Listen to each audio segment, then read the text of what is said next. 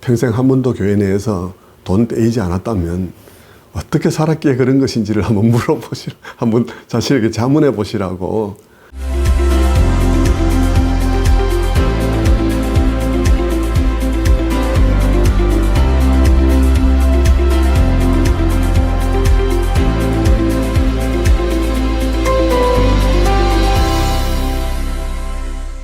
목사님 반갑습니다. 반갑습니다. 예, 목사님은 아버님께서 목회를 하셨잖아요. 네. 그런데 또 목사님도 목회를 하고 계시고 그 목회자의 부르심이 과정이 궁금하네요. 네, 뭐 저는 목회자 집에서 자랐기 때문에 뭐 드라마틱한 그런 경험에 의해서 온 것은 아니고요. 그냥 잔잔히 교회 속에서 예배를 드리는데 말씀이 제게 중고등학교 때 너무 달았어요. 그래서 중고등학교 때 제가 그 설교 노트를 2-3권을 썼을 겁니다. 그렇게 꼼꼼히 메모하면서 듣고 또 질문이 많았어요. 우리 중고등부 때는 예배 마치고 나면 질문 시간이 있었어요. 그때 활발하게 질문하고 예정론 뭐 이런 질문하고 그 대답 적고 생각해보고 이랬거든요. 근데 중학교 때 끝나면서 이제 고등학교 올라오면서 신학하고 싶다는 생각이 들더라고요. 근데 그때 우리 아버님이 아주 어려운 목회를 하고 있었어요. 우리 아버님이 문제가 많은 교회를, 평안한 교회를 놔두고 문제가 많은 교회를 가신 거예요. 친구 목사님들이 노회 내에서 해결이 안 되는 그런 교회, 너무 오랫동안 싸워가지고 그런 교회 목회자만 가면 쫓겨나고 그러니까 친구 목사님들이 거기 갈 사람은 고 목사님 뿐이다 이래가지고 아버님 보고 기도 한번 안 해보시겠냐고 농담으로 한 얘기를 우리 아버님이 기도를 하신 거예요. 그러면 가야 되겠다고 결심을 한 거죠. 그래가지고 내려놓고는 이제 그 교회로 갔어요. 가서 제가 참 고통스러운 시간을 보냈거든요. 온 가족이 아버지의 결정에 의해서 문제투성이, 고통의 투성이로 막 이제 빨려 들어간 것이죠. 근데 그런 과정에서 있으면서도 내 마음에 그 고통스러운 모습을 보니까 더 목회하고 싶은 마음이 들더라고요. 왜냐하면 내 마음 속에 교회는 이렇지 않다. 예수님은 이런 분 아니다 하는 마음에 이제 확신이 드는 거죠. 그래서 이제 목회를 해야 되겠다는 생각을 하는데 한편으로는 어떻게 소명을 확인할 것인가 하는 문제, 그 다음 다른 한편으로는 목회를 하더라도 성도들의 삶을 좀 이해하는 목회자가 돼야 되겠다 하는 이 2가지 문제가 내 마음속에 있었어요. 그래서 2가지 목적을 다 성취하는 방식으로 일단 일반 대학을 가서 직장 생활을 해보자. 한 5년만. 그리고는 성도들의 삶을 이해하는 그 베이스를 좀 마련해야 되겠다. 공감할 수 있어야 되겠다 하는 생각 하나 있고, 하나는 이제 그 생활을 하는 동안에도 내 마음이 변하지 않는가. 하나님 앞에 내가 이 사역을 하는 것이 정말 내가 원하는 바인가. 그거를 가지고 이제 내 테스트를 한번 해보려고 했죠. 그런 사이에 제가 이제 국내 유수 기업에 가서 이제 생활하게 됐고, 그 이전에 이제 대학에서 아내를 만났는데, 아내가 제가 만날 당시에 불교반 동아리 활동을 하고 있는 사람이었습니다. 기독교적 베이스 이전에 조금 있긴 했는데, 그런 상태에서 제가 만나가지고 전도를 해서 집사람이 교회를 다니기 시작했는데, 이제 교회를 다니기 시작한 사람 데리고 목회를 하자고 말을 할 수는 없는 거잖아요. 그래서 집사람에게는 제가 그때 결혼하기 전에 얘기했습니다. 나는 상과대학생이 아니다. 나는 신학을 할 사람이다. 그거는 아시라고 이렇게 얘기를 하고는 이제 그러면서 제가 직장 생활을 시작했죠. 그러면서 직장 생활을 하는 동안에 하나님 앞에 기도하기는 아무리 내 삶이 안정되고 아무리 직장 생활 가운데서 인정받는다 하더라도 내 마음을 변하지 않게 해주신다면, 이 일을 하기를 사모한다면 내가 인생의 가장 아름다운 시간을 꺾어서 하나님 앞에 드리고 싶다고. 그리고 그동안에 우리 집사람도 자신의 힘으로 갈 수 있는 부름을 받을 수 있도록 해달라고 이제 그렇게 했죠. 근데 그것이 이제 제가 해외 주재원으로 나가 있는 동안에 집사람의 회심이, 온전한 회심이 일어난 거예요. 그래서 저희들이 들어와서 이제 그만두고 신학을 하게 된 것이죠. 예, 저는 무엇이든지 간에 어쨌든 됨에 가치를 두고 싶어요. 됨. 무엇을 함보다도 됨. 그래서 신자의 신자됨, 교회의 교회됨이 굉장히 중요하다고 생각이 들고요. 이 교회 모토가 가라 가서 복이 되어라 이렇게 돼 있지 않습니까? 네, 그게 이제 굉장히 중요한 점이라고 생각해요.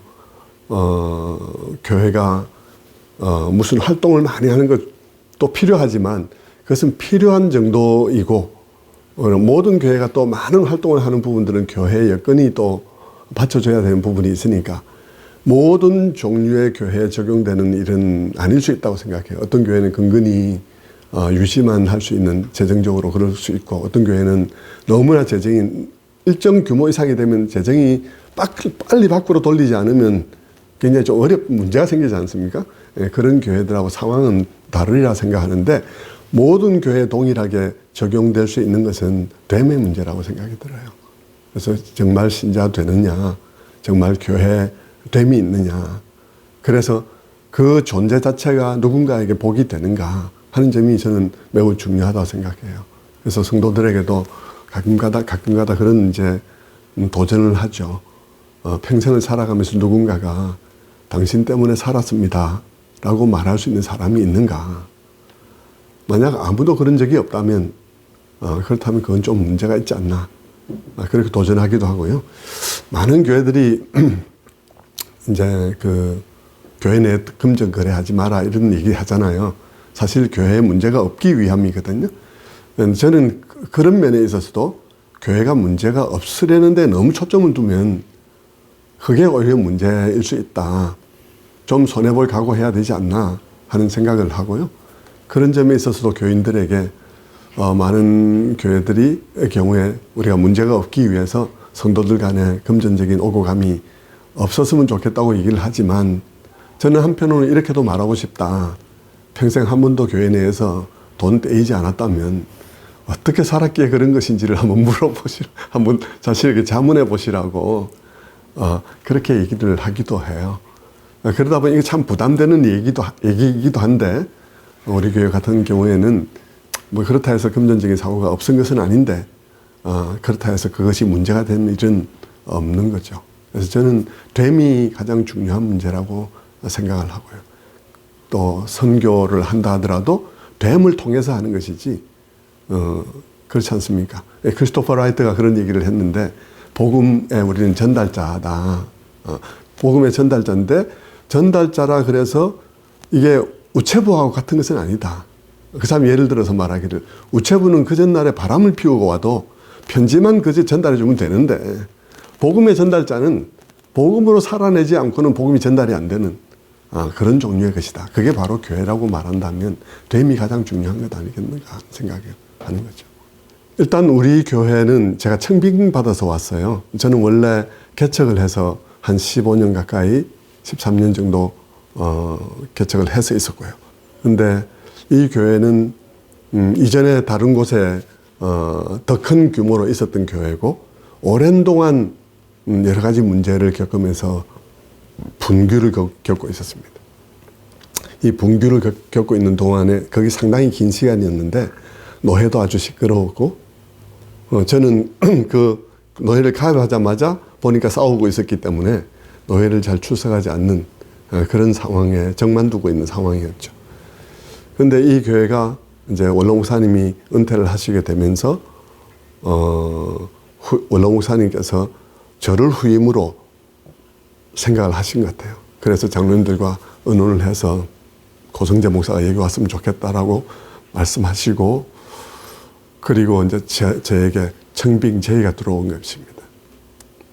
그런데 저는 사실 개척을 해서 한 10년 넘어 있는 동안에 개척해서 뭐 교회는 안정이 되고 이렇게 형성이 됐는데 제 마음에 그 교회가 너무 마음에 들지 않는 겁니다. 그래서 왜 마음에 안 들었냐 그러면 거기에 사람들이 좀 배운 사람들이 모여서 그들만 있는 거예요.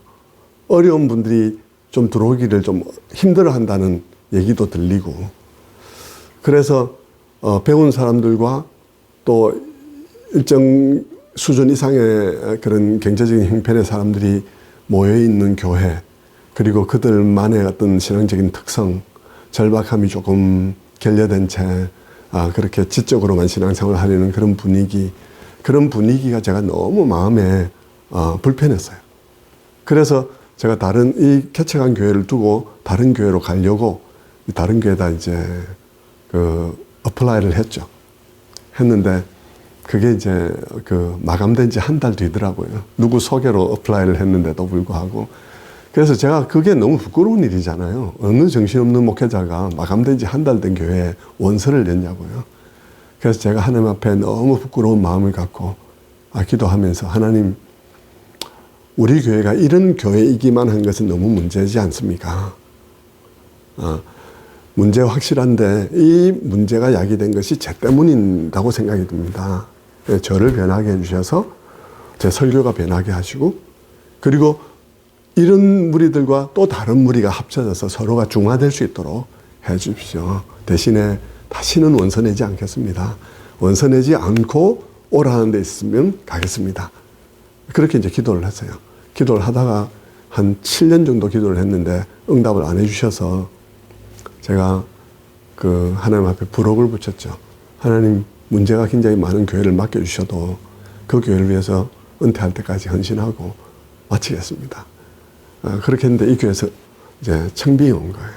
청빙이 왔는데 제가 못 간다 그랬죠. 여기서 한 500m 떨어진 곳에 제가 개척하고 있으니까 뭐 갈 수가 없죠. 개척일 때. 그래서 저를 이제 오라 그래서 제가 못 간다 그랬더니 못 오는 이유가 뭐냐. 그래서 내가 개척 일대인데 교회가 형성돼 있는데 제가 그 500m 떨어진 교회를 가면 이 교회가 어떻게 되겠냐고. 그랬더니 같이 다 오시라고. 그렇게 해서 합동하게 된 거예요. 그러고 이제 그러다 보니까 원서도 내지 않았죠. 두 부류가 합쳐지게 되었죠. 거기다가 이제 나중에 누군가 전화 와가지고 가지 말라고 전화가 왔는데 그분이 하는 말이, 목사님, 그 교회가 우리 교회가 늘 싸웠던 그 이유가 된 교회입니다. 그러면서 가지 말라고 얘기를 하는 거예요. 그래서 제가 그분에게 말했어요. 제가 기도해 온 모든 제목이 다 맞아 떨어졌는데 어떻게 안 가냐고. 나는 가야 되겠다고. 그렇게 해서 이 교회에 와서 평촌세순교회가 합동을 통해서 이루어졌어요. 근데 합동을 통해서 이루어졌는데 정말 하나님의 은혜로 너무나 다른 생각과 믿음의 여정을 겪어오고 삶의 여정도 너무나 다른, 극단적으로 서로 다른 그런 사람들 만났고, 한쪽에는 조금 약간 리버럴? 그냥 우리 보수교단 쪽에서 조금 그런 편이고, 한쪽에는 또 굉장히 율법주의적인 그런 경향을 가진 사람들이 만나서 싸우지 않고 서로를 바라볼 수 있다는 것은 정말 어렵지 않습니까? 그런데 그렇게 합쳐진 그 교회가 한 번도 싸우지 않고 너무 감사하게 하나가 되어졌고, 지금은 그렇게 만난 분들이 서로가 너무 감사하는 거예요. 그래서 많이 배웠던 분들은 또 이쪽에서 어렵게 살아왔던 그런 분들의 삶과 신앙을 보면서 인생에 대해서, 신앙에 대해서 많이 배웠다 얘기를 하기도 하고, 또 이쪽의 분들은 저쪽 분들을 보면서 우리가 정말 좋은 친구들 만났다 하고 말하기도 하고, 그래서 서로 복되게 여기면서 이 교회가 세순교회로 형성이 된 거예요. 중간에 이름을 바꾸면서 이제 세순교회가 된 것이죠.